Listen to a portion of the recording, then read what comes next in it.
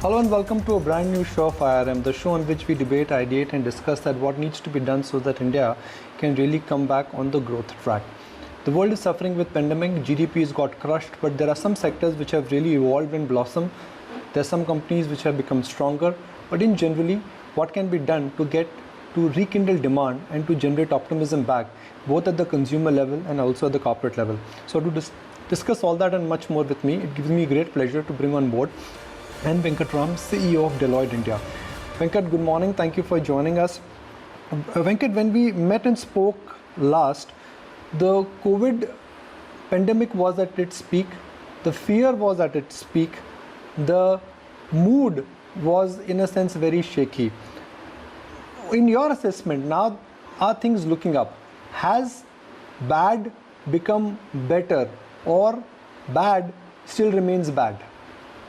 Well, I think that the bad has become better, but it hasn't peaked out yet. So we still need to be cautiously optimistic. So I wouldn't rush back, for example, to work tomorrow as a consequence. But certainly I do think that, when we talked about the last time, the balance between life and livelihood, the time has come when we have to now look in terms of how we get back to the revive mode and look in terms of how the economy can go forward.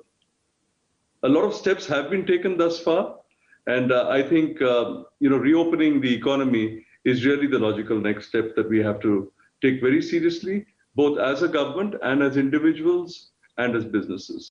Venkat, a lot of companies are telling us that they are back to pre-COVID demand in terms of both in terms of their business as well as their channel checks are indicating that. Should we take that with a pinch of salt? Do you think this is just the sugar rush after the lockdown, or you think genuinely things have changed for auto, for steel, consumer durables and white goods? Well, I think eventually many other sectors will also emerge as winners. The truth is there is a lot of pent-up demand. The reality is that India has been in lockdown for many months now. We are all looking in terms of getting back to what we would call a more normal way of life. So whether I look at retail, whether I look at automotive, I look at fashion, all these are going to come back. I don't believe that we need to worry about demand anymore. As I said in the very beginning, I think the real issue is what do we set as the task for ourselves as the next normal? Because while things will get better, we've also got habituated in this period to a certain way of life. For example, we've started this process of work from home. We've also looked in terms of cost reductions. We've also looked in terms of managing with less. Some of these good practices, particularly the conservation of cash, are things we should continue to do when life turns back to normal. Has the ability, Venkat, of the consumer to hold on and to generate demand, has that surprised you? Because anecdotal data seems to be indicating that. Not at all. In fact, I think even on the white goods side, I think there has been quite a spurt in demand. The consumer has not surprised me at all. As I said, a lot of this is pent-up demand that is coming back, and there is more to come. I don't think, this is just loosening of the purse strings for a short period of time. I think, yes, people have a reallocation of priorities, but one of its priorities is certainly to live life to its fullest. Now, Venkat, there is a huge adaptation towards digital migration. Satya Nadella said at a public forum that companies which had planned a process of digital migration in next 3 years, what they planned for next 3 years, it actually is happening in 3 months now. What is your view? You think digital migration has got fast-tracked? If yes, it is here to stay, or this is just going to be a one-time process and then things will flatter back? Well, I think that early into the pandemic, one of the greatest areas of opportunity was in the digitization or virtualization of companies, as we would say. And so, you talked about the car industry, for example. The question is, how can you sit at home and purchase a motor car? How do you get that virtual experience that you are walking in a showroom, having a touch and feel of the car?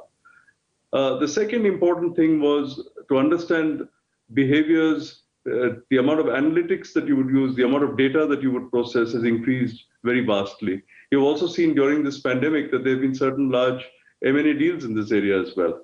So I think digitization, data, analytics, all of this has certainly accelerated, and perhaps, the job of a few years has happened in a few months.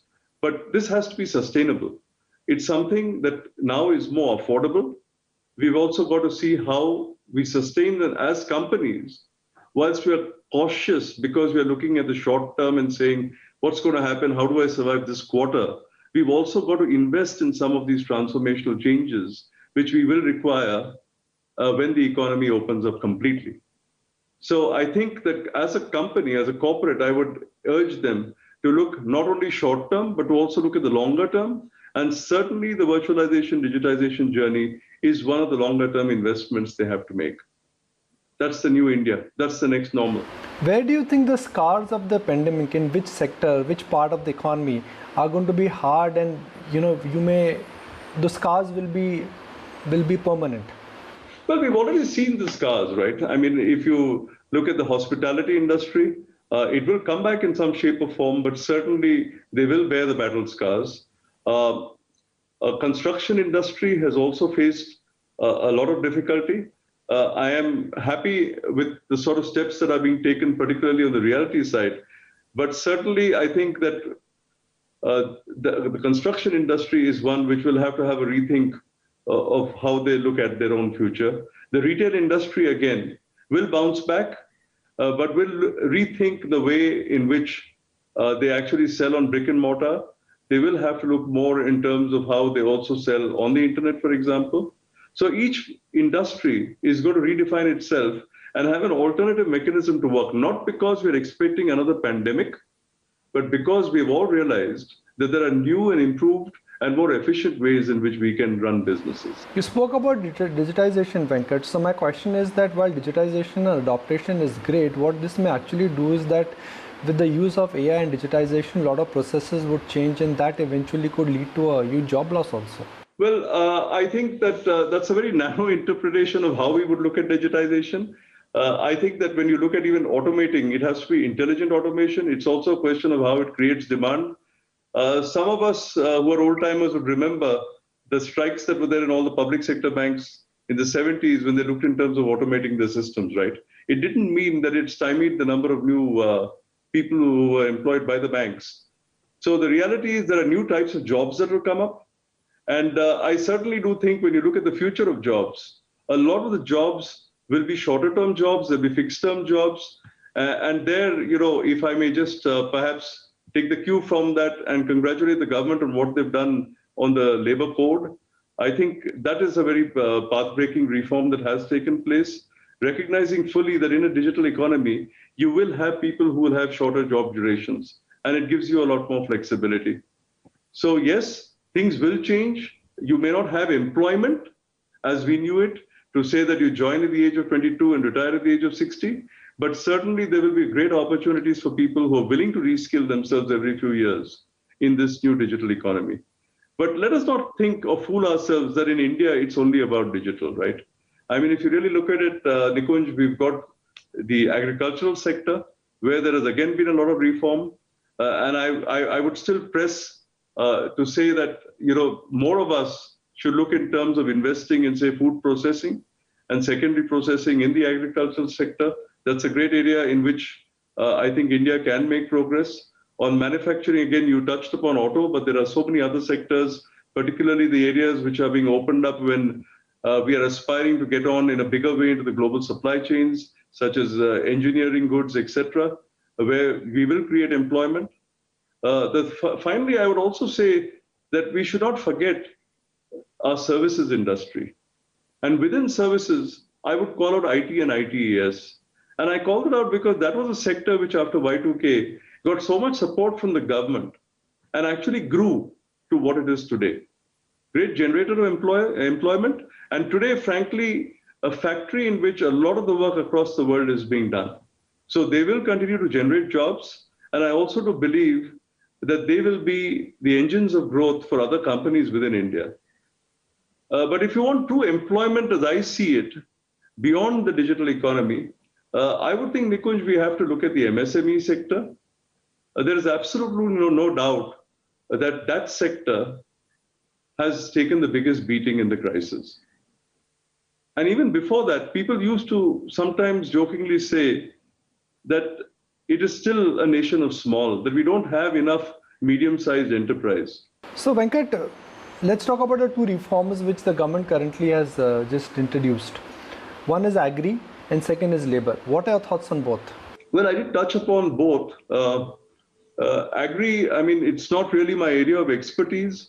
But I do understand, the issue of farm gate and the fact that when we're looking in terms of e-pricing, etc., these are all steps forward.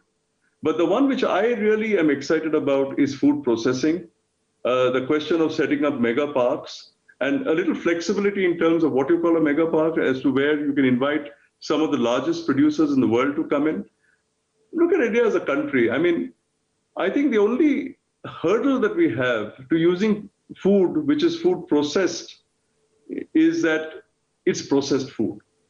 But short of that, if we are able to get past that mental block that there is a processing done of the food that we eat, there is so much that we produce which can be more hygienically packed and more widely distributed. It can be used for everything, including even your midday meal scheme, right? So I think India is a country that is ripe for food processing. It also brings with it all the other ancillaries. You can look in terms of setting up the machinery manufacturing units. We can also look in terms of how it becomes a major area of export for us. So I think that agricultural reform per se is good, but it can be made even better if we get to the secondary processing area as well. When I look at labor reforms, I am a little surprised personally that it didn't pick up much press or much comment. I sometimes think that, these are areas which industry has been clamoring for a long time about. And even when you look at the ease of business, doing business index, I think we were below 100 on the area of labor, and this should pull us up substantially. I believe the multinationals, again, will look at this very favorably when they look in terms of making investment in India, and they will find that we are a very favorable investment destination.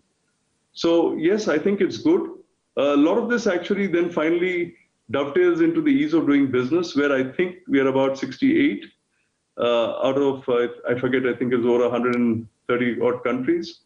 But the reality is that three areas still need more work. The ease with which you can use the land are still important concerns for industry because it increases the gestation period when you set up something. We have had greenfield in very, very small doses in this country over the last few years. A large part of it has been brownfield. Some of the major investments in recent times have actually been through the bankruptcy code, where people have bought businesses that have already been built that went bankrupt, which were large businesses. We would like to see more people who were like what in the old days we call the industrialists, people who actually built businesses from the ground up. But Venkat, ultimately it comes down to risk appetite and the mood of corporates. Who will do heavy lifting? India's biggest corporate, Reliance, which has the ability to manage debt and create asset out of taking loans, is in the process of deleveraging. Tatas are deleveraging. So my question is that if large corporate houses who understand risk and who always participate in a downtrend, they are currently deleveraging. So who will do the heavy lifting? Well, when you look at it from one angle, and the angle at which you are looking at it, there is some truth in it, because if I would look at the accumulated profits of corporate India over the last few years, it has certainly been depleted. And even for some of the stronger corporates, there is no doubt that the coffers have got depleted during the times of COVID. So yes, if you look at accumulated profits, the absence of reserves from which you can rebuild, the fact that many of the companies are highly leveraged and will not be thinking in terms of building new businesses, you will have to look at how do you broad-base entrepreneurship in this country. It will require capital, and I think technology as well. And when I talk about technology, it's manufacturing technology. So within what India as a country wants to do of being Atmanirbhar, we have to also bear in mind the concept that it is how we become self-reliant, and that it doesn't mean that it is without taking the help and assistance of others. We will need outside investment. We will need external investment in order to build. we will need to have a very strong, sustained export market. But some of these things realistically are going to take time to get to. We may even talk about the fact that the banks itself, if I look at our own banking system, have enough funds that they have not disbursed, and they would be happy to disburse funds to people who have the right knowledge and the right pedigree.